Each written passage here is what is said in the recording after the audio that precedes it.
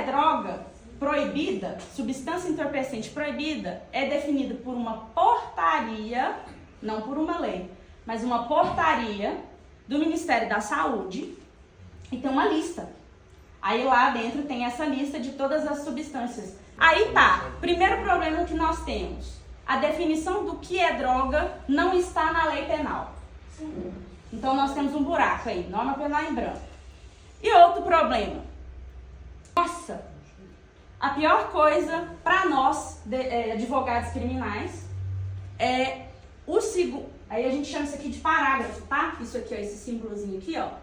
Tem o artigo 28, e no artigo 28 tem o caput, que é o início, e tem o parágrafo 1º e o parágrafo 2º.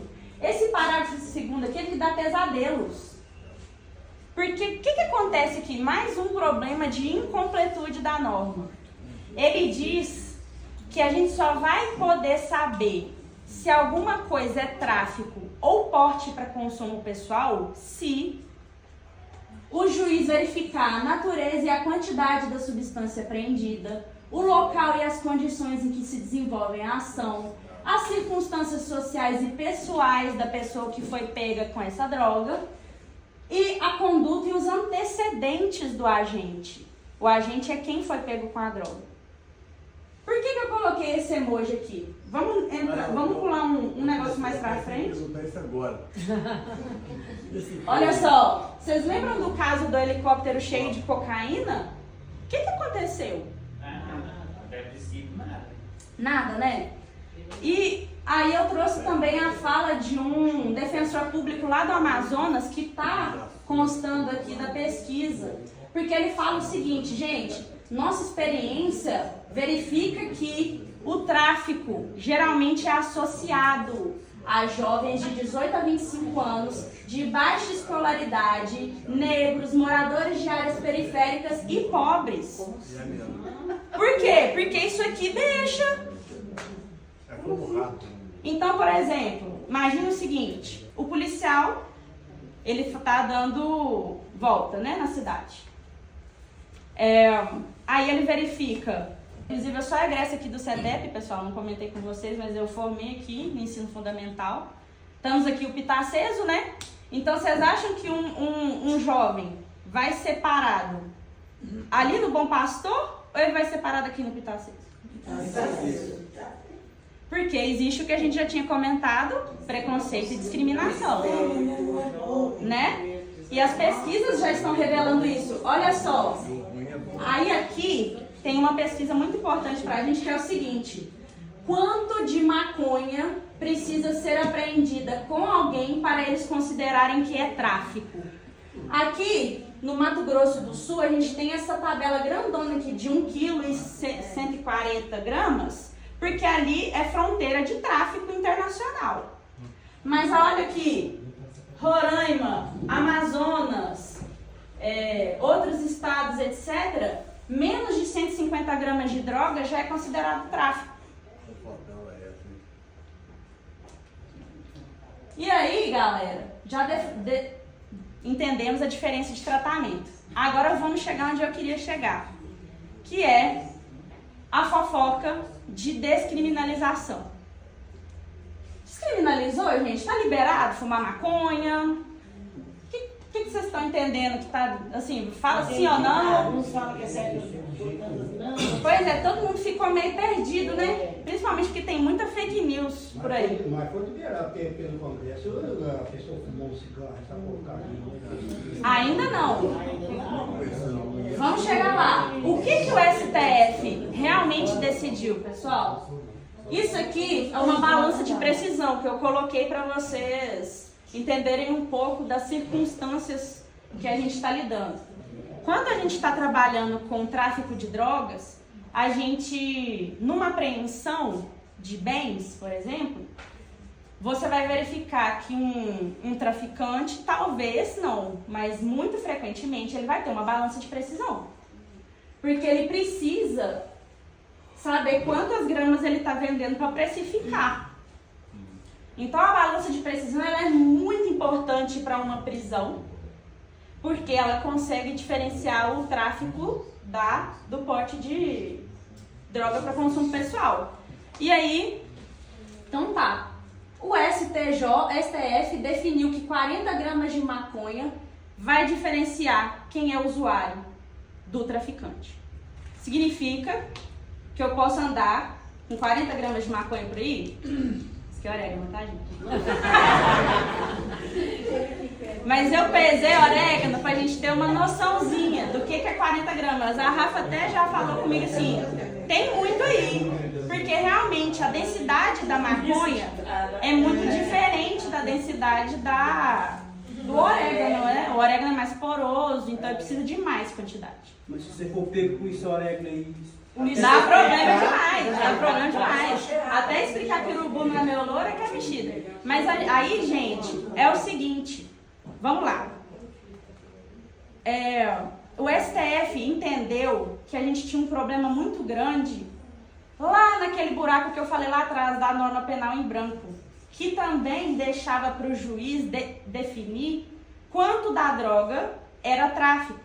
Agora não tem isso mais. Agora, se você foi pego com até 40 gramas de maconha e não existem outros elementos que qualifiquem você como traficante, e o que é qualificar você como traficante? Aqui vocês estão achando graça, porque eu sou uma profissional do direito, eu estou aqui dando aula, eu sou branca, eu sou cis, eu não tenho histórico não tenho antecedentes criminais, etc. Isso vocês não sabem, né? Mas vocês pressupõem. Mas se fosse uma pessoa negra, com outras vestes, do lado de fora ali na rua, segurando isso aqui. Acabou. Então, o que mais que me qualifica como traficante? Tô com dinheiro trocado no bolso. Tô numa esquina conhecida por ser ponto de droga. Tenho passagem, porque a polícia consulta pelo seu RG. Ele vê o número e vê se você tem lá os artigos, né? Aí vê, tem um 33, ou já tem um 28. Então existe toda uma redoma de preconceito ao redor da posse de drogas para consumo pessoal. Mas então foi a advogada que está carregando maconha, 40 gramas de maconha. O que vai acontecer com ela? Não entendendo que ela é traficante, ela falou que é para uso pessoal mesmo, então ela vai sofrer uma infração administrativa.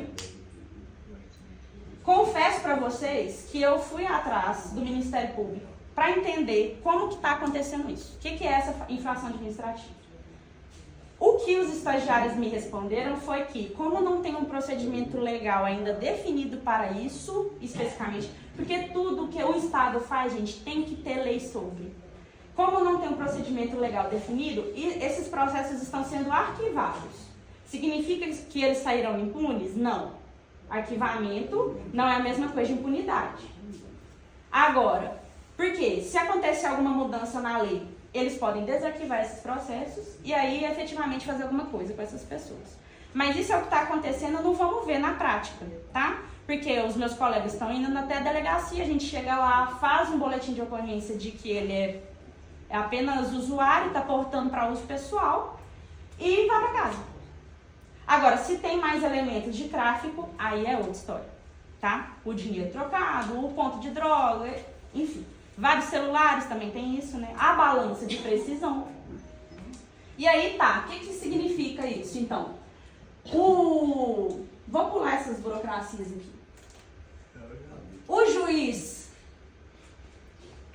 vai ter que analisar, nos casos de apreensão de 40 gramas, se é tráfico ou não. Não significa que estar com 40 gramas é porte, não é imediato. Chama presunção relativa. Tudo que é relativo não é absoluto. Então, relativo significa que depende. E aí, o delegado, a questão mais importante para a gente, eu acho que é essa. O delegado, ele vai ter que fundamentar muito bem um inquérito, que é o documento que ele tem que fazer quando ele começa, né, ali o trabalho dele. Por que ele não acha que é porte apenas? Ele foi pego com menos do que 40 gramas, mas ele tem tais e tais e tais e tais, sob pena de responsabilização. O que significa responsabilização? Ainda não sabemos. Talvez seja um procedimento administrativo aberto contra ele? Pode ser. E aí, gente, Tá, disso eu já falei. Qual que é a conclusão? Descriminalizou a maconha? Legalizou a maconha? Autorizou a maconha?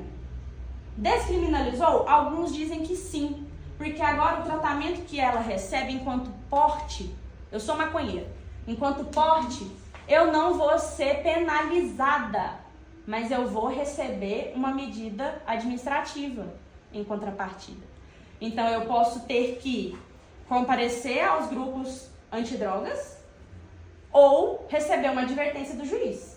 Mas isso não vai acontecer no âmbito penal, isso não vai acontecer lá no fórum, na vara criminal. Entenderam? Para perder esse caráter de penal. Agora, legalizou? Também não. Porque se você é pego com as 40 gramas de orégano, de maconha, a polícia pode recolher. Então significa que você não pode andar com isso por aí.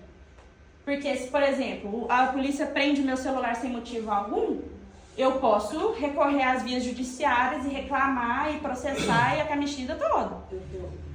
Só um minutinho. Agora, a maconha não. Se foi apreendida, vai ser incinerada. Você nunca teve o direito de ter aquilo. Legalizar significa autorizar as pessoas a portarem. A lei vai dizer o que você pode carregar, de qual forma, não sei o quê. Isso não aconteceu. Então, entenderam? Você não vai responder por crime. Você pode receber um castigo administrativo e você vai perder a droga que você está carregando. Agora, pior seria se você fosse já enquadrado por tráfico de uma vez, né? Então, o STF tentou melhorar essa confusão, porque há muito tempo, gente, a gente está discutindo sobre a legalização das drogas. Algumas mais do que outras. Inclusive a cannabis é o princípio ativo da maconha, ela tem efeitos medicinais. Comprovados para autistas, comprovados para a galera que tem fibromialgia, epilepsia. E aí, nesse caso, por exemplo, o princípio ativo cannabis, se autorizado por médico, ele pode ser usado. Entendeu?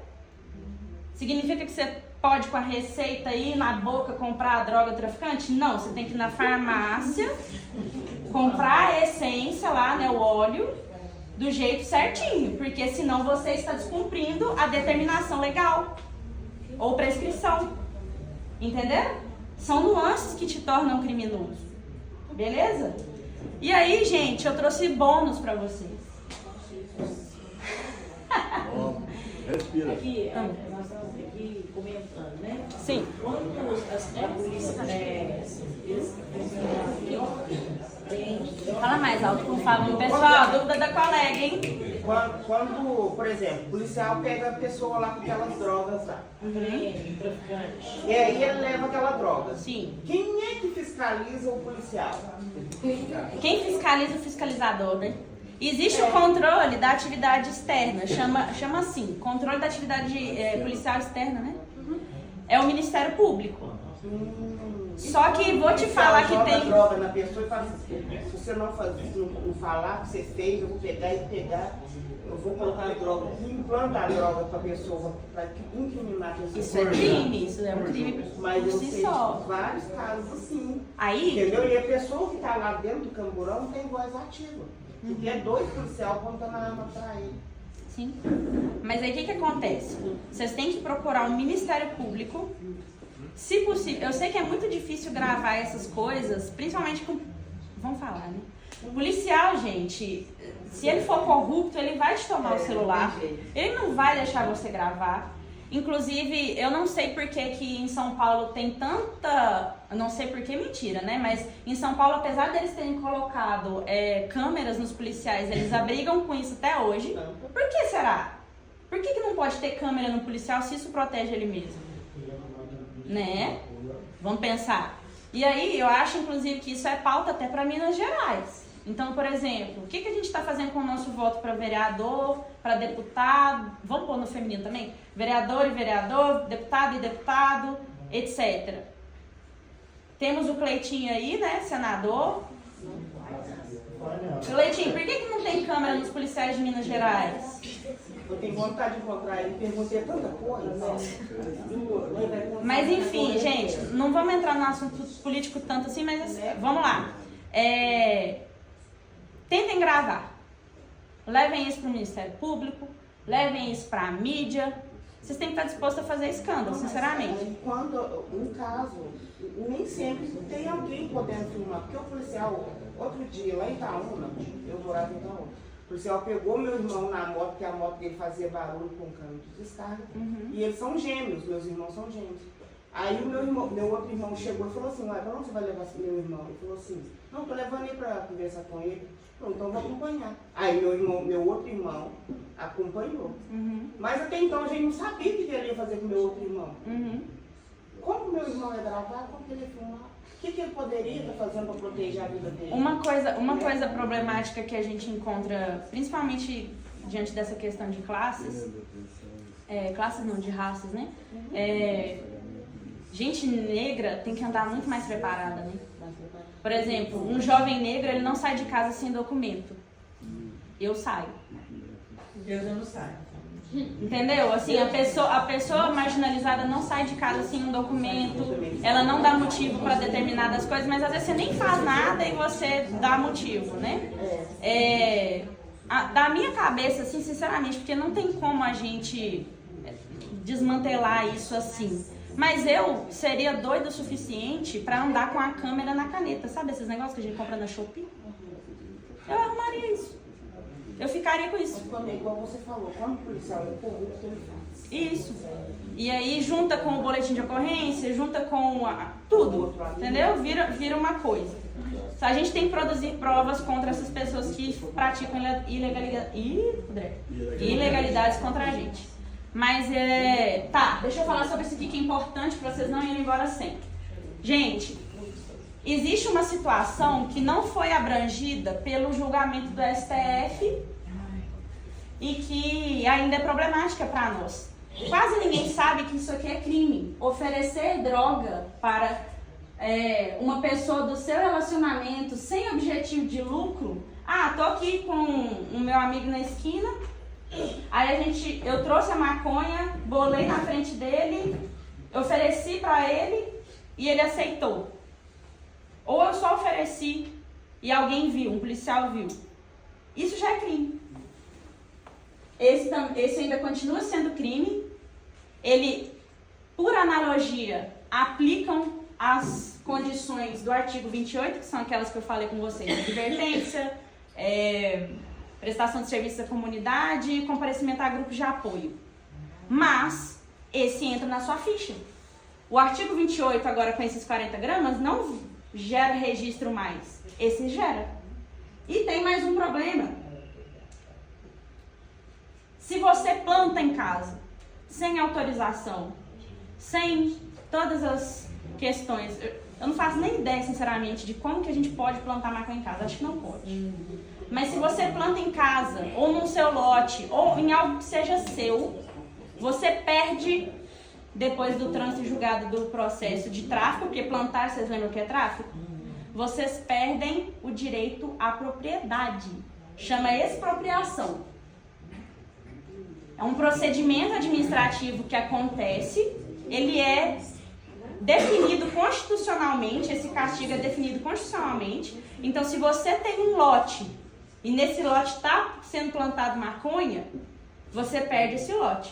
Então, fique esperto. Às vezes você tem um lote, eu não deixaria esse problema acontecer. Você tem um lote num bairro afastado, tá cheio de mato, vai lá ver o que tem lá. Alguém pode estar plantando maconha no seu lote, dá problema para você perdeu o lote ainda. Por isso tem que manter os lotes. E é bom para tirar escorpião, né, gente? Não incomodar os vizinhos. Até porque também gera multa, né? A prefeitura multa quem não capina, quem não faz o passeio, quem não faz o muro. Então, pessoal, acho que é isso que eu queria falar para vocês sobre a diferença de tráfico de drogas e porte para consumo pessoal. Um tema interessante. E cocaína? Isso